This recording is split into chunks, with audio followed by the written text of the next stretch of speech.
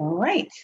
And with that said, I will go ahead and get started with, and I'm just going to go down the agenda items, how they're listed on the agenda. And so it's a budget transfer across departments for $162,000. Anyone to speak to that? Yes, thank you so much. You're The first item is a budget transfer across departments, because that is, we are taking money from reserve for contingency and moving it over to the facilities department. So this is covering two items. This is covering money needed for increases in water. And this will cover what we project out through the end of what we're currently projecting out through the end of the year. And then we also needed to transfer money over for snow. So this funding that we're going to be moving over to snow gets us up to date, not including this storm that just happened, and 3 more storms. So that will be funding for that. So hopefully we don't have any more than that. Hopefully we won't be back for anything more, but that's what this, what is it, 162? Yeah, $162,000 from reserve for contingency will cover. I have a question. Sure. So Lindsay, if we've got enough money there for 4 storms right now, why are we moving money over there? We're moving money over so we can, oh no, this money we're moving over is for 4 storms, 4 more storms. So are we out of the 1.6 million that we put there for? That's for that's DPW snow and ice budget. This is just the budget for facilities, and they do the city like owned property plowing. Oh, this is like Pat Sullivan's crew. Yes, this is Pat Sullivan's facilities. Yep. Okay. So they're out and we're moving, we want to move 162,000 there. Yes, to cover those two costs. And the reserve for contingencies, have we used it yet this year? No, we funded it at 500,000. It hasn't been used yet. Okay. Great, thank you. Any other questions from the counselors? Okay, thank you very much. Then we'll move on. The next item is a budget transfer across departments of $336,530. And Lindsay, before you speak to that, I just want to welcome Counselor Marlo Brown. Thank you for joining us. Thank you. And Richie under Kathy Sheehan. Richie Allen. That's right. Hello. Sorry for the delay. That's okay. We didn't get to you yet. Okay. All right, Lindsay. Okay, so this order is moving money from reserve for contingency, $336,530 over to parks. This funding will cover 2 things: water and sewer increases projected out through the end of the year, and also forestry. So we've had a lot of increases in forestry. We had increases, we had a lot of spending for the storm Isaiah, which happened. So that cost us a lot. We got no reimbursement from FEMA or MEMA or anything for that storm. And the second thing is that we've had trouble filling arborist positions, and we came to you last year, last fiscal year, for money for the same reason. So we've had to hire outside vendors to do some of our tree services. So this also covers that increase in professional services for that reason. How much is it for the contractor? Person we're contracting with? How much of the 336? You know, I'm not sure what the breakdown is. I just don't have it in front of me.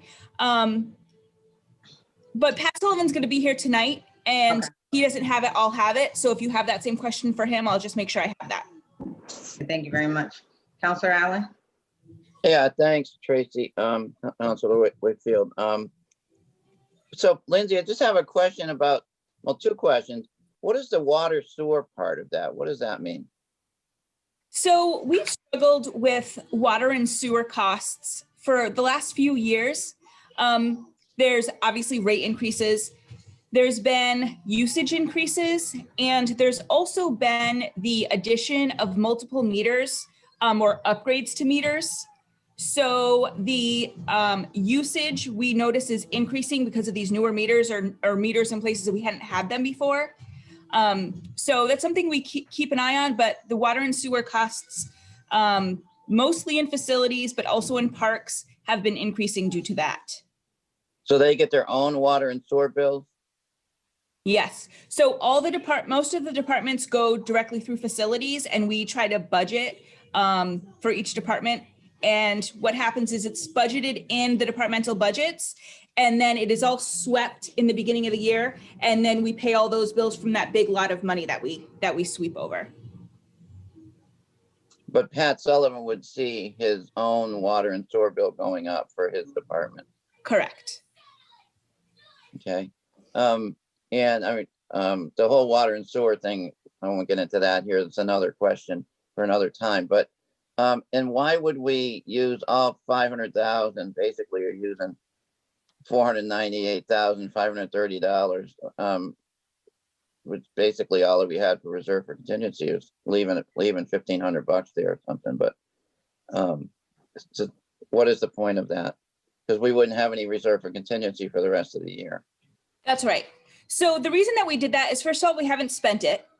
We haven't seen that we almost budgeted double this year.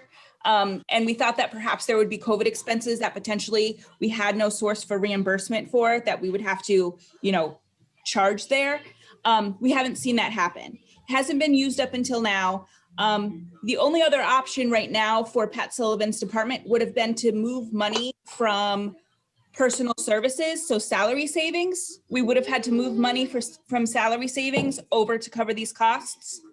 So we decided to, it's kind of a long story, but we decided to do this rather than moving money from salaries, so we can sweep that salary money and we can have that to fill our uncompensated absences line that we have to budget for every year. So strategically, we thought that this was the best use, first of all, of the funds, and the best way to make sure that we get the money that we need for the uncompensated absences line. Okay. Okay. Thank you. Thank you. Thank you, Lindsay. Any other questions? Seeing none. The next is authorizing a contract over 3 years for school food service program management. Request for proposal. So this is a request for authorization from the City Council to put out an RFP for the food services program for the school department. They do this every 5 years. They do request a 5-year contract as part of the RFP process. So this is a request for authorization for that. How many years on the current contract? How many years are left? I'll have to find out for you. I don't know when the current contract expires. Yeah. I'm not I think sure. it's June 30th, Lindsay. Is it this year? This year? I believe so. Okay. Thank you. Councilor Letterman? Thank you, Madam Chair. I appreciate the opportunity to ask a question. I know I'm not a member of the committee, but That's okay. relative to this request, I know we've had a few of these requests before us in the past. By granting the authorization to go out for 5 years, does that mean again that the contract won't come back before the council for any type of approval? No, it won't. Okay, so I know there's another agenda item on, I'm not sure if it's on the Finance Committee agenda or not, because I'm looking at the main agenda, but I know that there's another agenda item on for a 5-year lease on DPW solid waste vehicles. So why is that here for a lease that is already, proposed versus an RFP for it, versus this where we're just going to go out with 5 years right away? So for the DPW vehicles, the RFP is going to be for leasing. So we're going to be looking for a 5-year lease for that contract versus a 5-year contract with the vendor for food services. Is that what your question was? So for the lease for the DPW vehicles, is that lease already, is this an advertisement for that we want to lease, or is there already a lease in place that you're looking for authorization to sign? We already have, we're moving forward with a purchase, And we're going to go out to bid. We're going to put an RFP out for financing, to see where we can get the best rate, where we can get, the best financing deal for the purchase of the vehicles.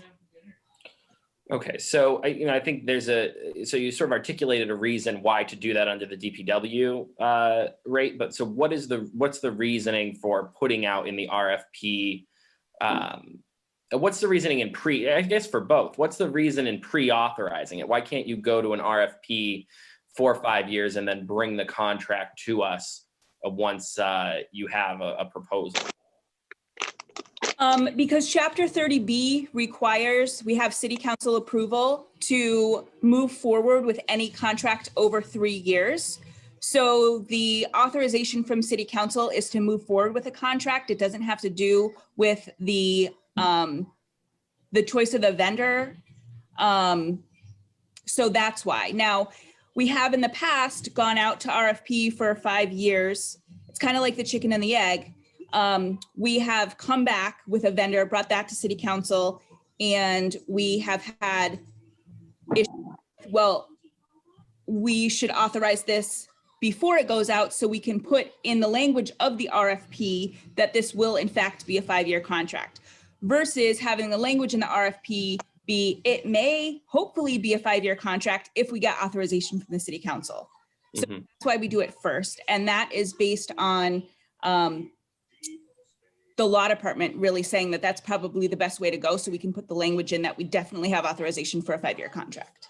So, I'm not so concerned with who the vendor is, right? I trust that the vendor would be awarded based on procurement law and, the bids that come in. I think more so, I guess I'm raising the question because I know that we've had this conversation before relative to these requests for going out for 5 years versus bringing back a proposed contract for 5 years. And I think it's more so about whether or not councilors are able to review and then vote on the terms of such a long contract, not necessarily who it's with. And so generally my thoughts have been, for the most part, I've usually voted against that authorization. I know a few other councilors have as well. And so my thoughts have generally been, when I have voted for it, that there's a very good reason to put in the RFP 5 years. And so I was just wondering, in the case of the school department food contract, what is the reasoning for needing to advertise it at 5 years versus advertise that, we want 5 years, but it's subject to a review or subject to approval by the council? Sure, I understand that. We get much better costs when they know that they have a 5-year contract with us, especially when you talk about food service and all the meals that they're providing for the school department.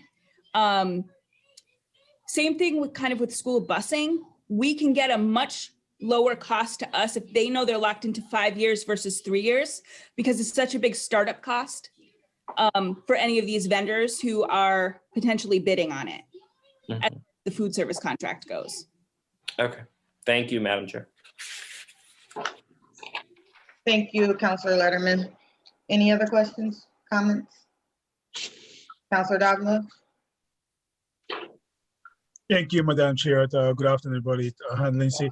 Just a quick question. As I was reading this order here, so 3 years. Can you talk to us, how do we incorporate this into the current COVID-19 food distribution that we're having? Do they complement each other? Are we going to need to, down the road, approve more or do any kind of anything else with this contract? Does that include the distribution of COVID-19, I guess is my point of question. So our food service vendor currently, we have an amendment to and a separate contract for distributing meals for COVID.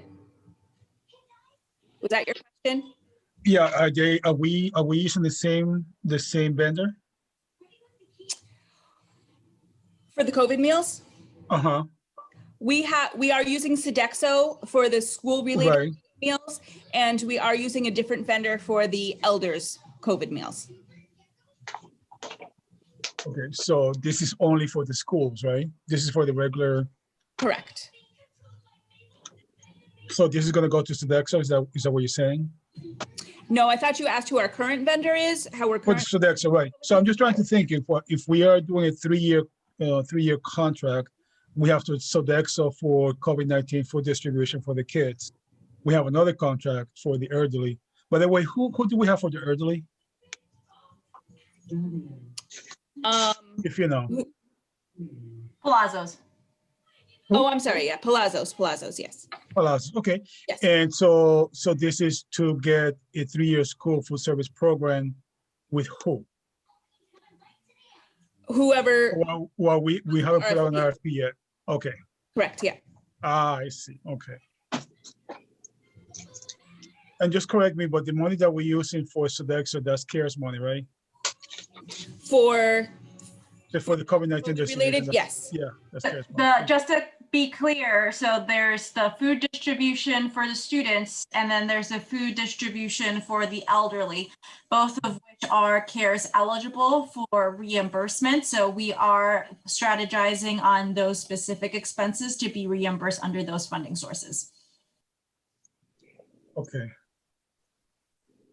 All right, and I'm trying to think in terms of, I'm sorry, Madam Chair, just a quick follow-up. In trying to think, Lindsay. Okay, this will be the last one, so we can move on through the agenda. I'm just Sorry. that's okay. I'm just trying to think, the RFP, are they going to have some sort of a loophole or line addressing the possibility or the current situation that we fight COVID-19 in case they need to do more? I'm not sure if that's going to be included in the RFP or not. I don't know. Okay, fair enough. Thank you, Lindsay. Thank you, Madam Sorry Chair. about that. That's okay. Don't worry. And the Thank you, RFP Madam still Chair. goes through the procurement, you're welcome, the procurement department, right? Okay, and so they should have that level of detail, like Lauren Stavelo and those guys. Oh, yeah, absolutely. Yep. Or Theo. Okay, thank you. Appreciate that. There's number 4 is a police department donation for INSA HCA. Kind of self-explanatory, but if you want to say a couple words. Sure. So this is a donation to the police department. It is outlined in the HCA. It's available for the department's use as they see fit. Thank you. So we know that they got another $50,000 to use as they see fit. That's good to know. Always good to know where extra money lies. I don't know if it's extra. 5-year lease for DPW solid waste vehicles. Is that what Councilor Letterman was talking about previously? Yes, that's exactly right. So this is for the lease of the 5-year lease for solid waste trucks. Thank you. And I know when I worked on the DPW budget, we could get much lower rates, better rates, extending the contract out 5 years and 3 years. It's more expensive to have a 3-year contract than a 5-year contract. So I do remember doing that cost benefit analysis when I worked there. So yes, it's understandable. But I also see Councilor Letterman's point. We don't get to see the details of the contract when doing it that way, but we could ask for it. We can do it through finance meeting at Councilor Letterman if you want to. absolutely. Yep. I mean, Yeah. we have the potential costs already built into the multi-year. So we are planning on it, and we are happy to go over any of that stuff with you. Okay, thank you very much. Mhm.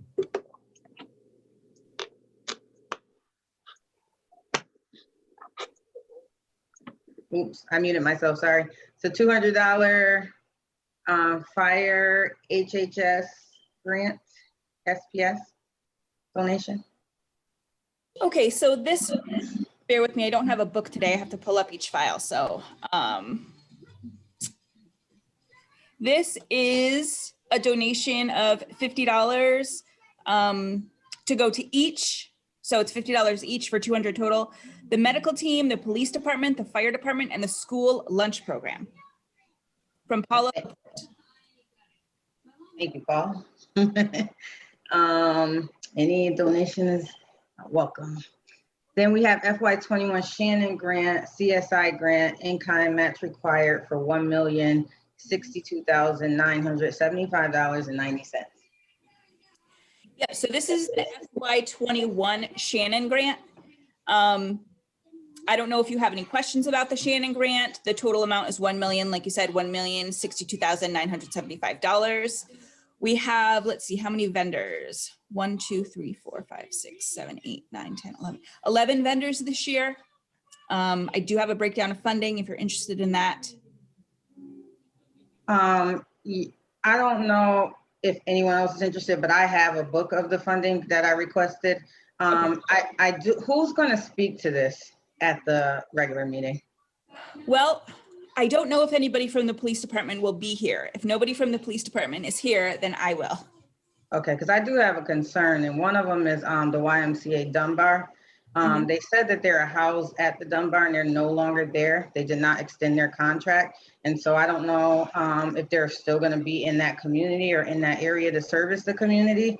Another question or comment that I have is what happened to the funds during COVID? Because a lot of it's at outreach or night spa or things like that. And so if they didn't use that funding, where did it go back to the state? Like what happened with that? Sure. So as of now, oops, hold on. As of now, for the FY20 Shannon money, I don't know enough about what's going on with that right now to give you an update immediately, but I can certainly report back. I know that a few months ago, we met to talk about what are the possibilities for the reason you just said. If we can spend this money in any way possible, if the vendors that are getting the funding can't spend it, what are our ways to be able to spend it so we don't have to send anything back? I don't know where we are in that process, but like I said, I can certainly find that out and get back to you for the FY20 Shannon stuff. Thank you. And I do see your hand, Councilor Allen. I just have a couple more things that I wanted to say. I wanted to ask about the data behind the organizations that are receiving the grant.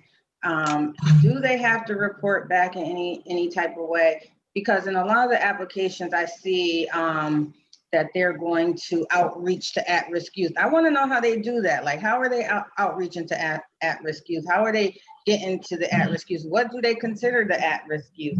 None of that data is in the binder that I received. And so that's really important to me, because with the level of gun violence out here, and I believe some of those folks fall into that category or into that age bracket. I just don't know if the money is being used as effectively as it could be. And I also don't think that the process on getting organizations that can do this level of work is transparent. It goes to the same people, and even when I mentioned this to the administration, the same people that were invited before, and I think you had like what, 2 new people or 1 new application was invited to apply. And why is that? And so I don't know if you even have answers to those questions about the data and the application process. Sure. So I'll do the best that I can. And Melanie, I'll let you chime in if you have anything after. Yes. There is absolutely reporting done from these agencies. So there's absolutely reporting done. I don't have a summary of any of that reporting, but I know it's available. So they do absolutely report directly to the state for their program metrics. Like you said, the requirements for spending the money are really specific. There's an age bracket, there's this, there's that. So those program requirements are really specific. As far as the process, so we talked about that this year. And what we tried to do was potentially get together a committee and put an RFP out to see if there was any new vendors interested. We didn't have the time to do that for FY21, but I think that we're talking about doing that for FY22 because I know that was a concern that you had, I think, last year. So I can't say for sure whether or not that will happen for FY20 or not FY22, for calendar year 22. But I know it's something that we talked about and we can keep talking about it. Because I'm going to strongly urge that the administration and the mayor considers doing that, because while I'm sure that there are changes, and I'm sure that there are youth that are benefiting from the program, it's more internal. I don't see a lot of the outreach going on that really needs to go out into the community. And before Councilor Allen asked this question, I just wanted to ask you to list who the awardees of the Shannon Grant are, because I think the DA's office is doing something, and I did read what they're doing, which is very important. The Salvation Army, which I don't understand what they're doing at all. I don't understand their portion of what they're doing, even when I read the grant pages. So if you can just list those individual organizations and the amount that they're getting. Sure. So actually for I keep saying FY, for 2021, the DA's office did not submit a request. Okay. So the funding for 2021, the Springfield Police Department, this covers OT and a position specifically related to the management of Shannon, is $337,000, $203. YWCA is $69,244. Greater New Life Christian Center is $69,459. Salvation Army, $89,506. Boys and Girls Club on Acorn Street, $70,000. Springfield Parks and Rec Department, $65,921. YMCA, $59,600. Springfield Boys and Girls Club Carew Street, $70,000. Martin Luther King Jr. Community and Family Services, $65,000. New North Citizens Council, $70,000.